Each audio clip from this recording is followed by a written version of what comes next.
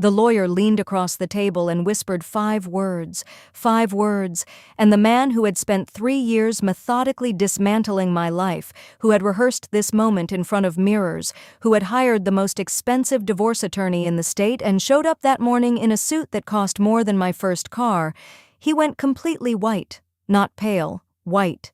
The kind of white that happens when a person realizes that the door they thought was open was actually a wall, and they have been walking toward it at full speed, and now they are standing with their nose pressed against it, and everyone in the room is watching, and there is absolutely nowhere to go.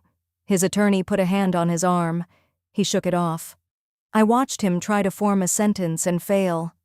I watched him look at me, really look at me, possibly for the first time in years, and I watched him understand. I picked up my coffee cup and took a sip. It had gone cold. I drank it anyway. But let me start from the beginning because you need to understand how we got here. My name is Nora Callahan. I was 41 years old when my marriage ended. I am a forensic accountant, which means I spend my professional life finding money that people are trying to hide, and I am very, very good at it.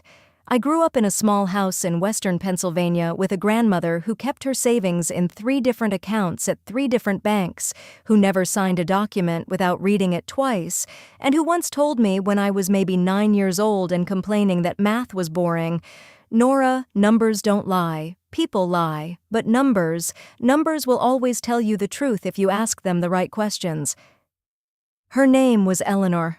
She died when I was 26 and left me exactly enough money to finish paying off my student loans and put a down payment on a small condo in Pittsburgh, which I did. I did not use that money for anything else. I did not take a vacation or buy a better car or upgrade my wardrobe. I invested it the way she would have wanted, carefully and without drama, and I went back to work the next Monday. I say I am a forensic accountant because that is my credential and my career, but what I really am is a person who notices things, small things. The way a column of numbers doesn't quite add up on the right, the way someone pauses half a second too long before answering a simple question, the way a person looks at their phone and then very deliberately sets it face down on the table. These are not suspicious things individually. They are human things. But I have spent 20 years noticing them professionally, and somewhere along the way, the habit became permanent. I notice everything. This is not always a comfortable way to live, but it has, on more than one occasion, saved my life. And by life, I mean the particular life I had built, the one that was mine, the one that I assembled from scratch with my own hands and my grandmother's advice, and a very stubborn refusal to let anyone else hold the keys to it. I have a dry sense of humor that people sometimes mistake for coldness until they know me well, at which point they realize it is just my natural resting tone. My best friend Simone once told me that talking to me is like talking to a person who has already thought of everything you're going to say and decided whether they agree with it before you finish the sentence. She did not mean this as a criticism. I took it as a compliment. I still do. I met Daniel Walsh at a charity fundraiser for a children's literacy nonprofit in the fall of a year when I had just finished a particularly brutal case involving a mid-sized construction company, 3 sets of falsified books, and a CFO who cried at his deposition. I was tired, and I had gone to the fundraiser because my colleague Marcus had guilt-tripped me into it, and because it was held at a venue with very good wine. Daniel was standing near the silent auction table, holding a glass of whiskey and looking at a framed photograph of some local artist's interpretation of the city skyline with an expression that suggested he found it both aesthetically interesting and mildly overpriced. I agreed with both assessments. I said so. He laughed. He was 44. He had a business. Commercial real estate development, not the enormous glass tower kind, but the mid-market kind, mixed-use buildings, the type that turned failing industrial blocks into places where people actually wanted to live and work. He had built the business over 15 years, starting with a single property he had purchased at foreclosure with money he saved while working for someone else, and he spoke about that process the way people speak about something they are genuinely proud of, without boasting, almost with a kind of private pleasure, like he was telling you about a garden he grew. He was funny. Not performing funny. Actually funny, the kind of wit that comes from noticing the world accurately and being willing to say what you see. He was tall, with gray at his temples that he had clearly stopped fighting, and he was wearing a suit that fit well but was not new, and he had a small scar above his left eyebrow from a bicycle accident at age 12 that he mentioned only because I looked at it for half a second, and he said, quote 1, "I went home that night thinking about him in the way I rarely let myself think about anyone. Carefully, with interest. We went to dinner 2 weeks later. Then twice more the following month, then with increasing frequency until, by the following spring, it was simply understood that we were together. My friend Simone had opinions. She had them out loud, in my kitchen on a Sunday afternoon, holding a mug of coffee and delivering them in the tone of a woman who is choosing her words with surgical precision. Quote 2, she said. Quote 3. She paused.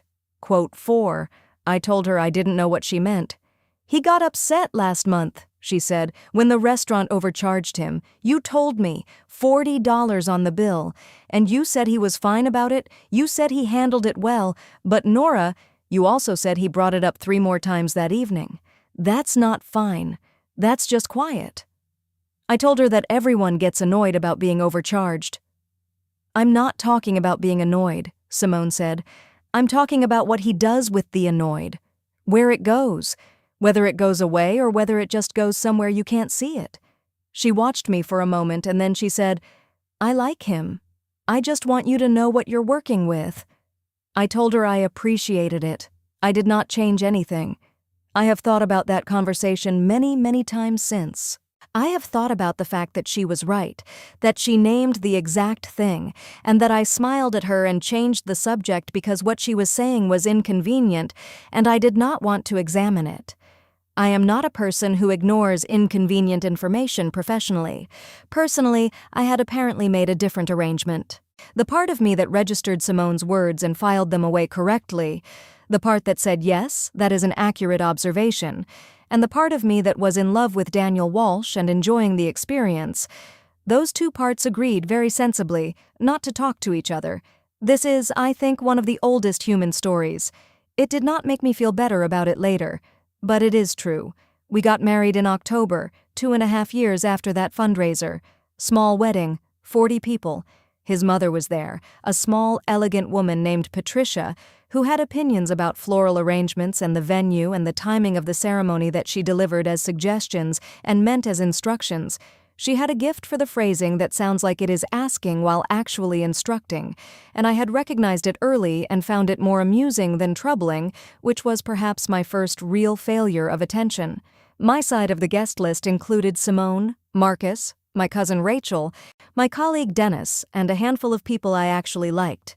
Patricia cornered me before the ceremony to tell me that Daniel had mentioned I had, quote, 10, and that she hoped I understood that family assets were a, quote, 11, and that, quote, 12, I was not sure what second marriage she meant, since it was my first. But I smiled and told her I agreed completely and excused myself to go find Simone, who took one look at my face and said, quote, 13, and I said, quote, 14, and Simone said, quote, 15, and handed me a glass of champagne. That was a red flag. I painted it green at the time. I am not proud of this. We moved into Daniel's house after the wedding, which was larger than my condo and nicer, with good light in the kitchen and a yard. I kept my condo. I rented it out. This was, I told myself, purely a practical decision. The rental market was good, and it was a sensible investment. And it was. But the other reason, the quieter one underneath, was that my grandmother's voice was somewhere in the back of my mind saying something I was not quite ready to hear, and keeping the condo was the only answer I knew how to give it. We were happy. I want to say that because it is true. Not every moment happy, not perfect, but genuinely, substantively happy in the way that 2 capable adults who like each other and are building something together can be happy. We traveled. We cooked complicated dinners on Sundays. We argued, mostly productively. He taught me things about architecture, and I taught him things about financial structures, and we met in the middle a lot. He could read a room in a way I admired. The way some people understand, instinctively, what is happening between people and what is about to happen. He was genuinely kind to the people he considered his people, his building superintendent, his longtime construction crew foreman, a former colleague with a difficult illness. He remembered things. He was, in the ordinary texture of daily life, a person you wanted in your corner. I keep that true at the same time as I keep the rest true, because collapsing him into a simple villain would be both dishonest and, in the end, less instructive. He was a specific person who made specific choices. That is harder to understand than a cartoon. It is also, I think, the point. There were things about him that were difficult. He didn't like to be wrong, and he could be slow to apologize, and there was a particular quality to his silence after a disagreement that felt more like the absence of conversation than actual peace. But I told myself these were minor things, manageable things. Every person has their difficult edges. The phone was face down for the first time about a year and a half into the marriage. I noticed it, and I didn't notice it. He had always used his phone in a normal way, checking it, putting it away, leaving it on the counter. And then, over a period of a few weeks, there was a shift so gradual that I could not have told you exactly when it started. The phone was face down on the table at dinner. The phone was taken into the bathroom when before it had been left charging in the hall. The phone was angled slightly away when he typed. Each individual instance was explainable. The pattern was not. But I was busy and I was comfortable, and the professional part of my brain that would have flagged a pattern like this immediately in a spreadsheet was, apparently, still not speaking to the personal part, and so I watched the pattern form for approximately 3 months before I let myself use the word pattern. The number that didn't add up was on a Thursday in March. I was reviewing our joint household expenses. We had a joint account for shared costs and kept our personal accounts separate, which was a structure I had insisted on and which Daniel had agreed to with a reasonableness I should perhaps have noted was very easy. I noticed a recurring transfer from the joint account to a vendor account I didn't recognize. $40 a month. It had been going on for 6 months. $240. This is not a large amount of money, I am aware of that, but I am a forensic accountant, and a vendor account I cannot identify in a spreadsheet I maintain is not something I can simply look past. I mentioned it to Daniel that evening. I mentioned it lightly. I said, __quote_16__, and held up my laptop. He looked at it for maybe 2 seconds and said, _17. He had not told me. And we did not have a parking garage arrangement. Our parking was included in his building's lease. I had done the lease review myself. I said, right, of course. And I nodded. And I closed the laptop. And I sat with that for approximately 48 hours before I admitted to myself that his answer had been too fast. Not panicked fast. Smooth fast. Prepared fast. The kind of fast that comes from having the answer ready before the question was asked. I did not say anything. I opened a new spreadsheet. The second piece of information came from a woman named Gina, who was the office manager at one of Daniel's buildings, and who called me by mistake one afternoon in late April. She meant to call Daniel, but apparently had my number saved wrong in her phone from a holiday party 2 years before. She realized it immediately and apologized, and we chatted for about 90 seconds before she said, _19, and then she said goodbye. I did not know what Hartwell Partners was. I had never heard Daniel mention it. This in itself was not strange. He had dozens of vendors and contacts, and I did not track all of them, but I was already looking. And something in the name, in the particular way she mentioned it with the ease of a person saying something entirely routine, sent me to my own computer that evening after Daniel had gone to a dinner with a client. Hartwell Partners was registered in Delaware 18 months ago. The registered agent was a law firm I recognized, a firm that specialized in asset protection structures. The managing member was listed as D. Walsh Consulting, LLC, which was in turn registered in Nevada, which is a state people use when they want to make sure the ownership of a thing is as difficult to trace as possible. I know this not because I have any particular familiarity with Nevada corporate law, but because I have spent 2 decades reading financial documents that were built to obscure, and the choice of Delaware and Nevada in combination is a pattern I had seen before. In cases that had nothing to do with my personal life, in depositions I had prepared for, in reports I had filed. It is the choice of someone who has either sought advice from a professional in asset concealment or researched the topic extensively. Daniel was not a person who did things by accident. I sat at my desk for a long time. I did not panic. I did not cry. I looked at the screen and I felt something in my chest go very still, the way a room goes still when a door closes and the air pressure equalizes, and I thought, with a clarity I have rarely felt about anything personal in my life, he has been doing this for a while, and I thought, I need to know how long. And I thought, I am not going to do anything until I know everything. I closed the browser. I made dinner. I was fine. I was so fine that later that week, when Daniel came home and poured himself a drink and kissed me on the cheek and asked about my day, I told him about a client meeting I'd had, and I asked him about his week, and I listened to him talk, and I watched his face, and I thought, I see you. I see you completely. And you have no idea that I do. That was not a comfortable feeling. It was, however, an extremely useful one. I called Simone the next morning from my office with the door closed. I gave her the condensed version. She listened without interrupting, which is not typical for Simone, and when I finished, she said, "How long has this been going on?" I said I didn't know yet. She said, quote 21, quote I said, quote 22, quote. She was quiet for a moment, and then she said, quote 23. Quote, I said, quote, 24, quote. Simone thought for exactly 4 seconds, and then she said, underscore, underscore, quote, underscore 25, underscore, underscore.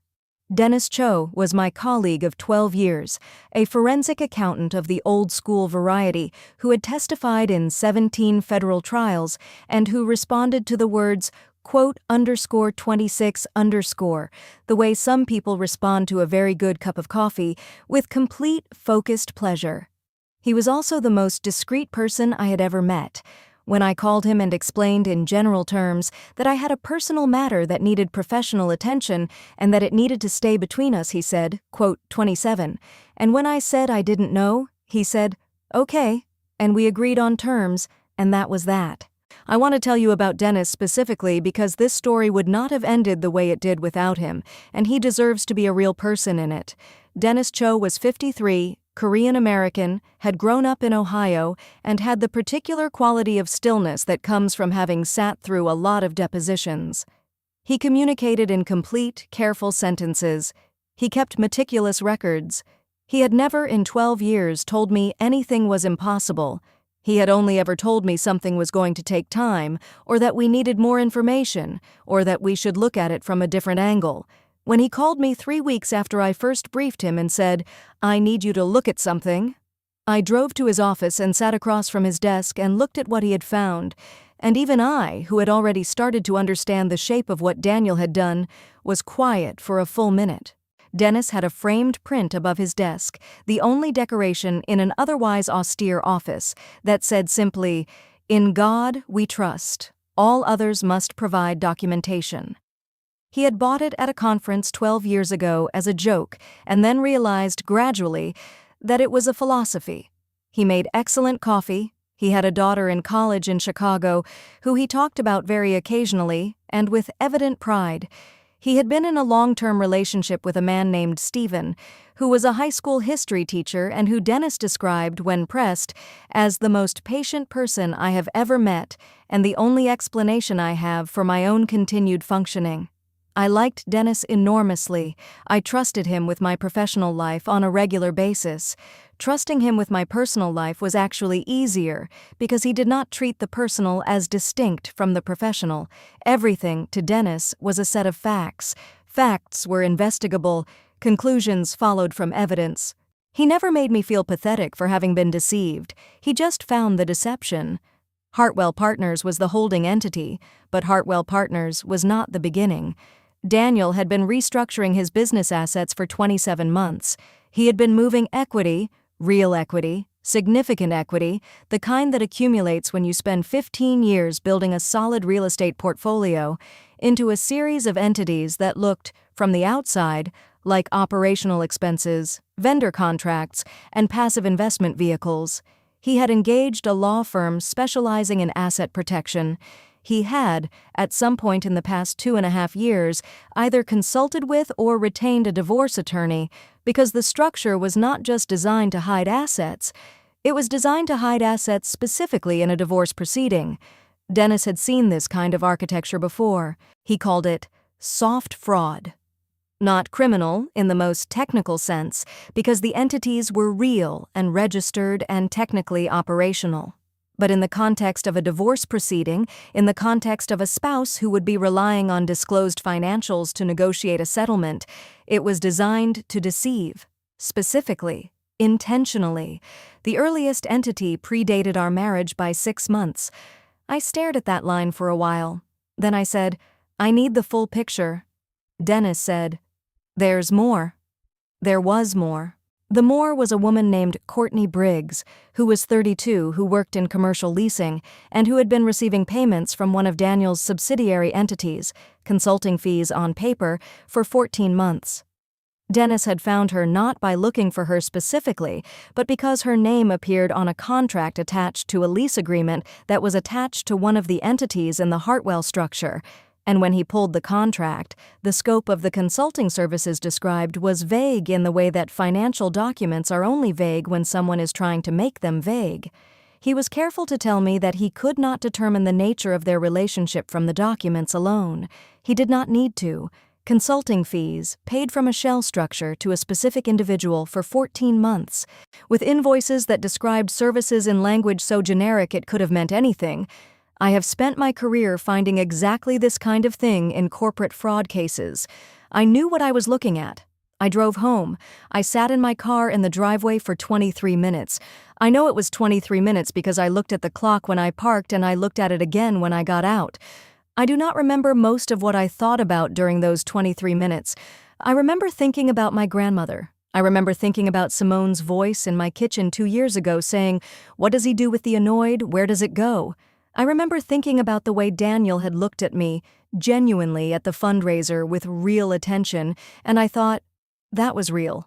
That does not make this not real. Both things are true.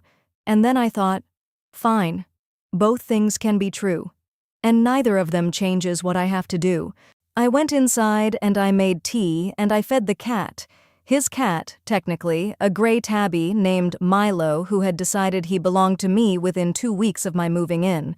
And I started a new document. The performance phase of this process was the part I had not anticipated needing to be good at. I am not an actress. I have never wanted to be. But for the following 4 months, I was, of necessity, playing a role. And the role was Nora Walsh, slightly overwhelmed professional wife, mildly distracted by a demanding work schedule, not particularly focused on the state of her marriage, not a threat. I had to be convincing not because Daniel was watching me closely, he was not, and that was its own specific kind of information, but because Patricia was. The closest Daniel came to suspecting something was on a Saturday afternoon in July. I had been careless, not dramatically but specifically. I had left a printed spreadsheet on my desk at home, a personal desk in the small room I used as a home office, and Daniel had walked in to ask me something about dinner plans and seen it. The spreadsheet was a domestic budget document, genuinely, legitimately, monthly household expenses, nothing more.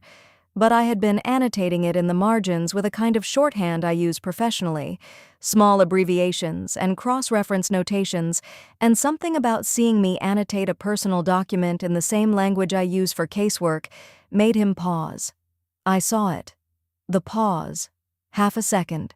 His eyes went to the paper, then to me, then to the paper again. I spoke before he could ask. I said, "I'm trying to figure out if we're overpaying for the lawn service. I think we're overpaying for the lawn service." I said it in the tone of a person who is mildly irritated about a small domestic expense, the tone of someone who is completely present in the ordinary moment of their life. I tapped the paper with my pen. Daniel said, "Probably, I'll call them," and we had dinner. I waited until he was asleep to put the document back in my office drawer. I sat in the dark kitchen with a glass of water and replayed the half-second pause and evaluated it. He had not found the thread. But I had been reminded, in the specific way that near misses remind you, that carelessness was not available to me. Daniel's mother had a quality of attention that I had always found faintly exhausting, the way some people use noticing as a form of control, and she had been paying close attention to me since the wedding. She came to the house for dinner once a month, reliably. She asked questions that were phrased as pleasantries. She filed the answers somewhere. There was a dinner in May where she had asked me with great warmth what I had been working on lately, and I had described a case in generic terms: mid-size company, financial irregularities, nothing she would recognize. She had listened with the expression of someone receiving information they have already assessed as irrelevant, and then she said, quote 37, in a way that communicated she found it slightly unwomanly. I said yes, it could be demanding. She asked if I found it left me much time for quote 38 I said I managed. She nodded with the expression of a woman storing a piece of evidence. I thought about the 47 pages of annotated corporate filings in my locked desk drawer and said nothing. In early June, 3 months into what I privately thought of as the preparation phase, Patricia sat across from me at the kitchen table while Daniel was outside on a call. He took a lot of calls outside now, and told me, with the careful warmth of someone delivering a wound in a gift wrapper, that she had always felt I had, quote 39, and that she understood it was difficult for women of my generation to, quote 40, but that she hoped I would consider, quote 41 for Daniel's sake. I looked at her. She looked back at me with a small, satisfied smile. The smile of a woman who believes she has just said the true thing, and that the other person in the room knows it too and will have to sit with the knowledge. It was a very practiced smile. She had been using it for a long time. I said, "Patricia, you're probably right. I've been thinking a lot about how to be better at that." She patted my hand. I kept my face absolutely neutral and thought about the asset transfer records I had reviewed that morning and calculated, to the nearest $1,000, what Daniel had moved through the Hartwell structure in the past 6 months alone. Then I asked Patricia if she'd like more wine, and she said yes, and I poured it, and we talked about something else entirely. 3 days later, at a dinner with Daniel and 2 of his business associates, one of them, a man named Frank, loud in the way people are loud when they want to fill a room before anyone else can, made a comment about forensic accountants being people who quote 43 . He said it with a laugh. He was looking at me when he said it. Daniel did not respond. I smiled and said, quote 44. Frank laughed again, satisfied. One of Daniel's other associates looked at his plate. I filed Frank away as a person who would not enjoy the next chapter of this story. The document that ended the marriage, the specific physical document that became the centerpiece of everything, was a bank reconciliation printout from a subsidiary of Hartwell Partners that Dennis had obtained through a legally permissible process I won't detail here, cross-referenced with publicly available property records, annotated in Dennis's neat, precise handwriting, and organized in a binder that I kept in my office, in a locked drawer in a file labeled Project Review, Callahan Industrial. Nora Callahan, my name before the marriage, my grandmother's name before that. I had thought about the label for 2 days before I settled on it. It felt like the right thing to put on the outside of a file that was, functionally, the reclamation of my own name's worth. Dennis and I had developed a working rhythm over the months of preparation that I found oddly comfortable. We met every 10 to 14 days, always in his office, always with coffee, always with the door closed. He would have new material. I would have questions. We would spend an hour working through what we had and what we still needed. He never expressed frustration with the pace, never pushed me toward a timeline I wasn't ready for. He did, once in September, tell me that he thought we had enough, that the case as built was strong and that additional documentation was, at that point, incremental. I said I wanted to be certain. He looked at me for a moment and said, quote 46, quote I said, quote 47, quote he said, quote 48, quote, and we found the email chain. In addition to the reconciliation, Dennis had assembled the following: the full corporate structure chart for all Hartwell entities, including formation dates and registered agents, copies of the consulting contracts from the subsidiary that had been paying Courtney Briggs, A timeline showing the movement of equity out of Daniel's business over 27 months. A comparative analysis showing the difference between the asset values Daniel had disclosed in our prenuptial agreement and the estimated current values based on publicly available records.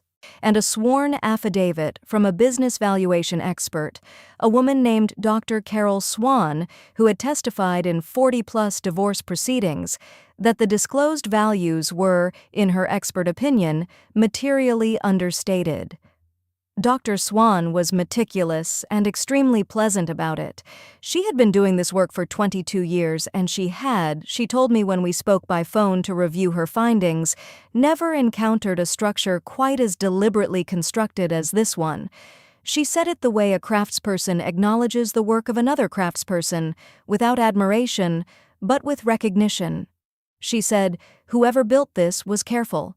But careful only protects you if no one is looking." She paused.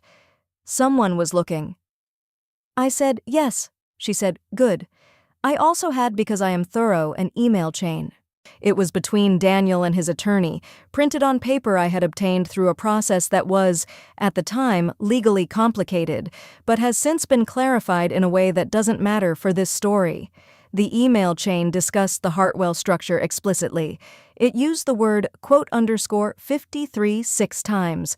It used the phrase "*54 11 times. It used the phrase "*55 meaning my position, 3 times, in a way that was not flattering. I read that email chain on a Wednesday evening in August, in my office, alone. I was 53 pages in before I found the part that made me stop. Daniel had written to his attorney, ____56__. I put the page down. I picked up my pen, I wrote in the margin, "Noted," and then I kept reading. The divorce filing happened on a Tuesday in September, and it was Daniel who filed. This had been his plan: to move first, to be in the position of initiator, to present the financial disclosures he had spent 2.5 years preparing and have them accepted as reality before I had time to examine them. He had, in preparation, retained the most expensive family law attorney in the city, a man named Gregory Marsh, who was known for aggressive tactics and a very high win rate. Marsh had been profiled in a legal journal the previous year. The profile described him as someone who ____57___. I had read the article. I had found it instructive. Daniel came home that Tuesday evening and sat across from me at the kitchen table and told me, with the practiced gravity of a person who has rehearsed this, that he had filed for divorce and that he thought we should proceed as amicably as possible, and that he had retained counsel and he hoped I would do the same. I said, "58. He seemed slightly startled that I said only okay. He had prepared for more. I could see the preparation on his face, the readiness for a scene, a question, an accusation, any of the things a person might say when their marriage is being ended across a kitchen table. I gave him none of them. I said I would get a lawyer. He said he thought that was a good idea. I said, "59. He nodded. He had the expression of a man who was prepared for a fight and was recalibrating. I recognized that expression. I had been watching it for months.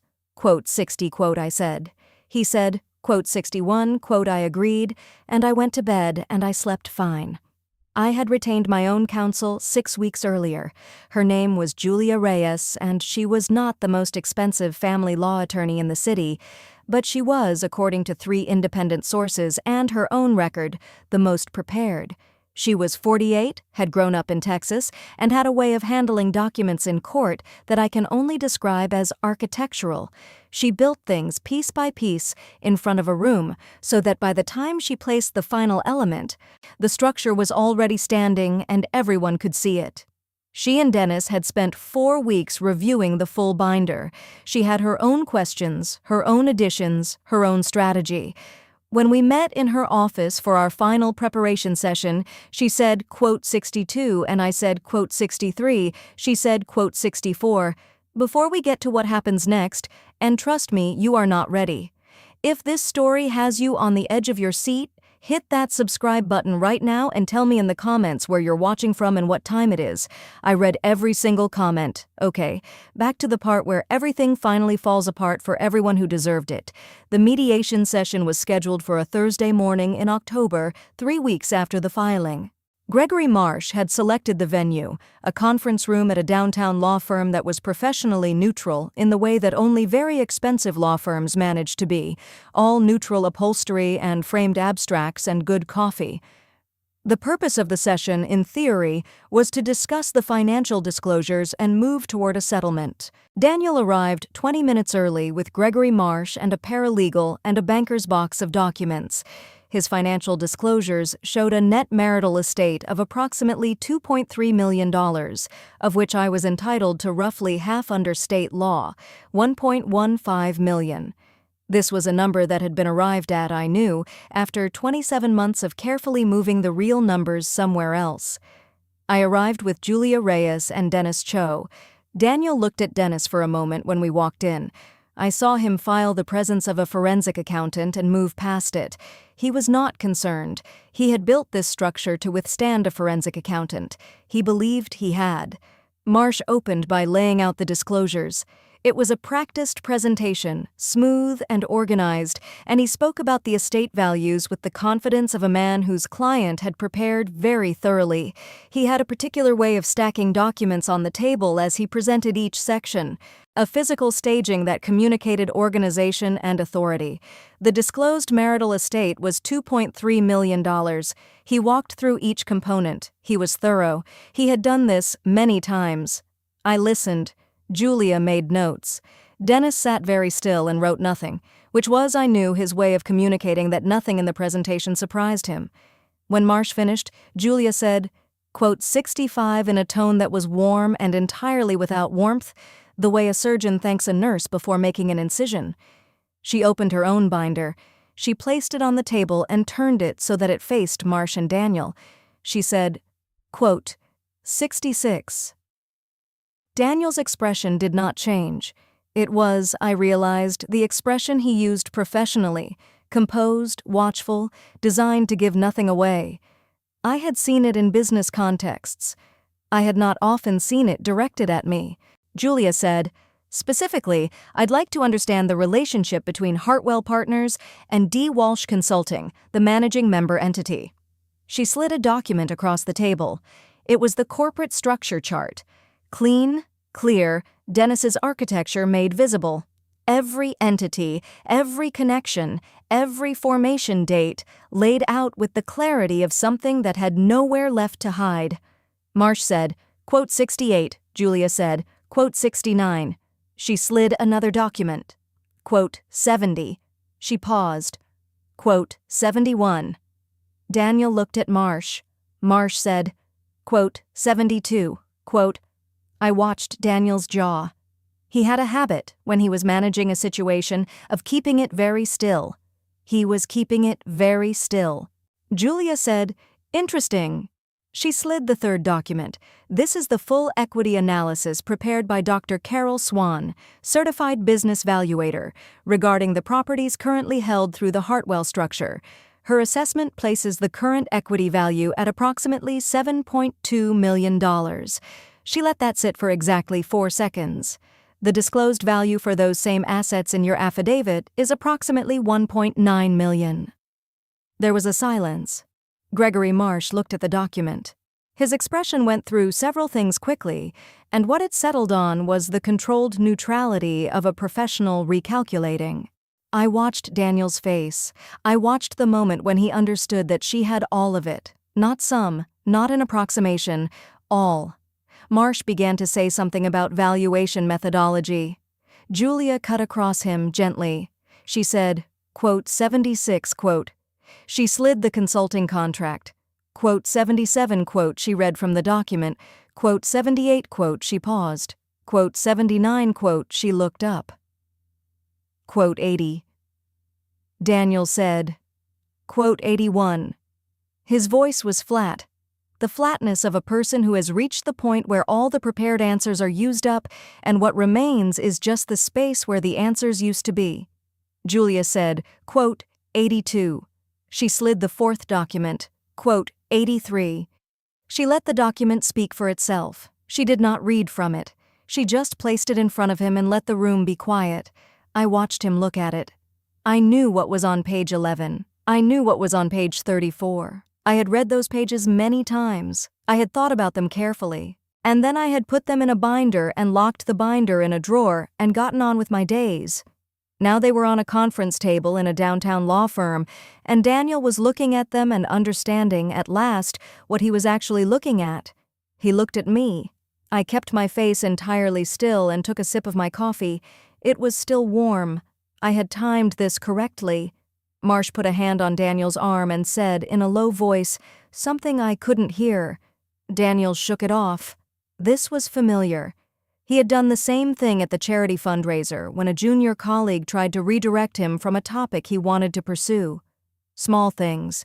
Consistent things. People are almost always exactly who they showed you they were. Patricia Walsh was not in that room. She would have wanted to be. She would have wanted to be there to see this go the way she had expected it to go, her son, organized, prepared, winning. She had made a comment to me at a family dinner in July, when Daniel had briefly left the room, that she was sure everything would quote 84, and that she quote 85, because quote 86 I had agreed pleasantly. I had thought about the binder. Gregory Marsh recovered first. He was a professional. He had been in difficult situations before.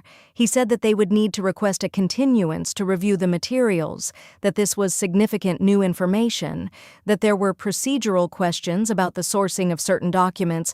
Julia said, quote, 87. She was very pleasant when she said all of this. She had the quality of a person who has done their homework to a degree that makes objections impractical. She paused. The room was very quiet. Daniel said, quote, 90.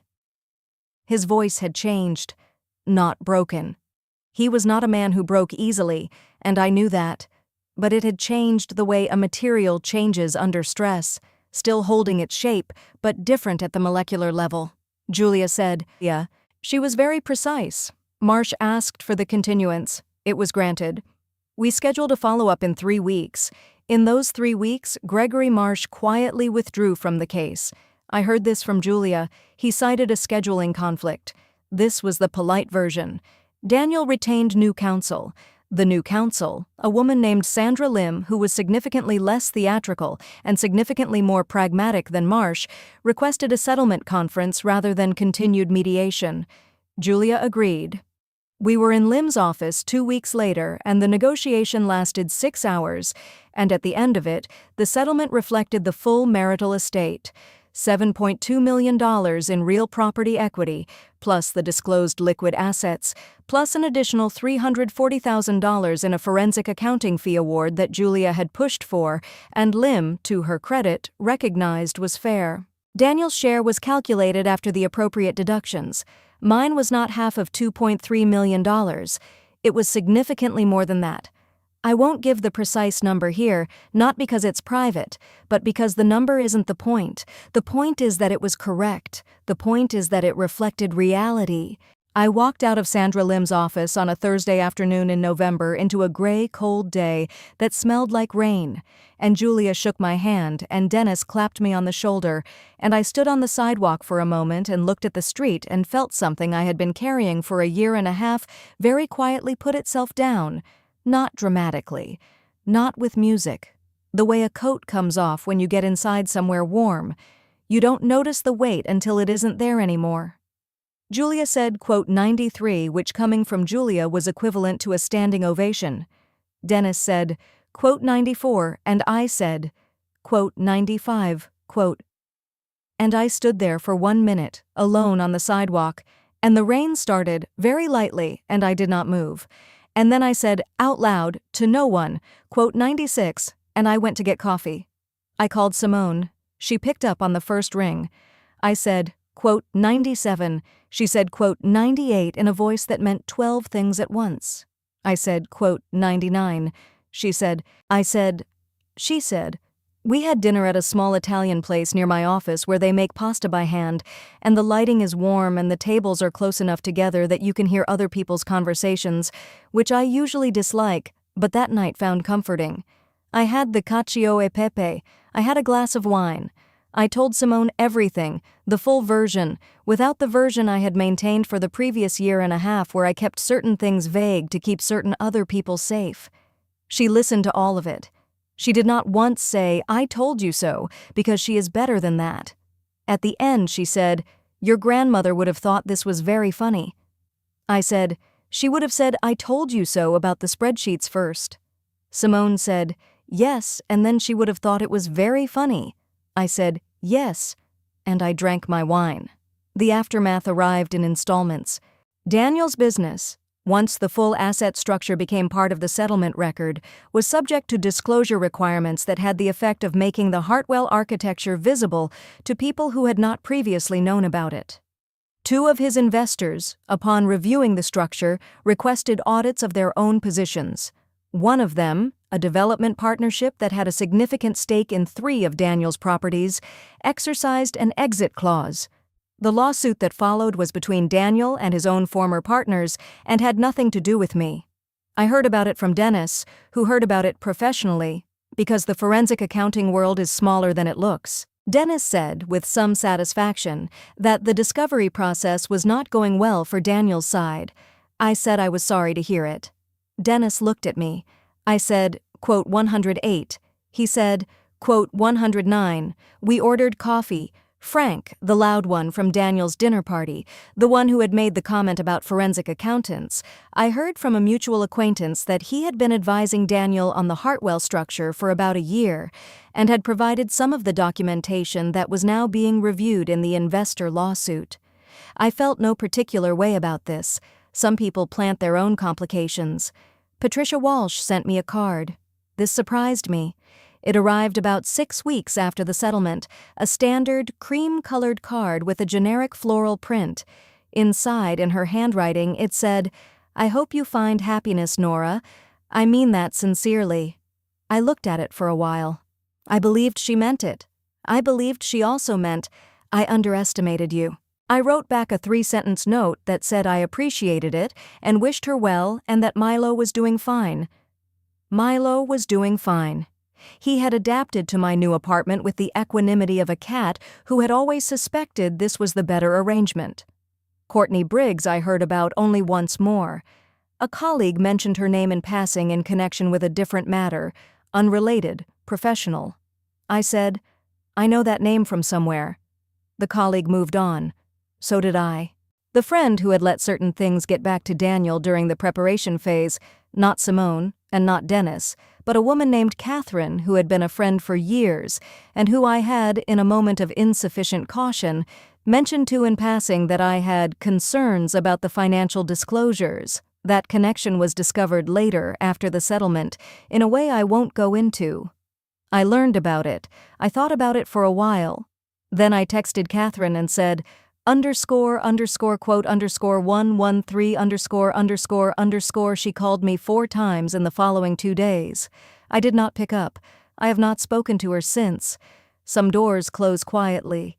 I moved into my new apartment in early December, 3 floors up in a building with good windows and a small balcony where I put 2 chairs and a plant that has survived me for 3 years now, which I consider an achievement. I unpacked everything myself, which took a weekend, which felt like the right amount of time. I kept my grandmother's old kitchen scale on the counter where I can see it when I make coffee. I kept the cat. I kept my grandmother's piece of advice, which I have thought about many times since, in many contexts, and which has never once been wrong. Numbers don't lie. People lie. But numbers will always tell you the truth if you ask them the right questions. I asked the right questions. I got the real answers, and I had enough time, and enough skill, and enough quiet, careful preparation to do something useful with them. I told you at the beginning about the 5 words, the lawyer who leaned across the table and whispered them to Daniel in that conference room in October when he had looked at the documents and understood what they contained. I told you his face went white. I told you he looked at me like he was really seeing me, possibly for the first time in years. The 5 words the lawyer whispered, his own lawyer before he quietly withdrew from the case, were, "She has everything. Take the deal. He took the deal. There is a version of this story where I tell you what it felt like to win. But I don't think that is the right word. Winning is for competitions, and I was not competing. I was accounting. I was looking at a set of numbers and asking the right questions and making sure the final total was correct. That is what I do. That is what my grandmother taught me to do. That is what I did. What it actually felt like, the real texture of it, not the dramatic version, was that on the Sunday after the settlement, I woke up at 7:30 in the morning without an alarm, and Milo was sitting on the end of the bed watching me, and the light through the new curtains was the particular pale winter light that I find deeply neutral and therefore comforting. And I lay there for about 10 minutes just being in my own apartment, in my own bed, with my own cat, in my own life. And then I got up and made coffee and read for an hour and called my mother in Pennsylvania, and she asked how I was, and I said, quote, 114, and I meant it. She said, underscore, underscore, quote, underscore, 115, underscore, underscore, and I was too. What I would tell myself, the version of me who was standing in that parking lot in late April, 9 months before the settlement, looking at the corporate filing on a laptop screen and feeling the specific stillness of a world that has shifted, is, you already know what to do. Not because you're exceptional, because you've been paying attention. Because Eleanor taught you what questions to ask. Because you kept the condo. Because even when you didn't want to hear Simone's voice in your kitchen, you didn't forget what she said. Because the part of you that notices things was doing its job even when you didn't want it to. Trust it. Be patient. And don't touch the spreadsheet until you have all the numbers. The life that came after is smaller than the one that ended it, and entirely, genuinely my own. I have my work, which I am good at. I have Simone, who is irreplaceable. I have Dennis, who has started sending me articles about forensic accounting methodology with no explanation, which is how he expresses affection. I have my apartment and my balcony and my surviving plant and my grandmother's kitchen scale on the counter. I have Milo, who has strong opinions about breakfast timing and no patience for nonsense, which makes him excellent company. There are things I am still learning to do differently. I am learning to let Simone finish her sentences when she is trying to tell me something I do not want to hear.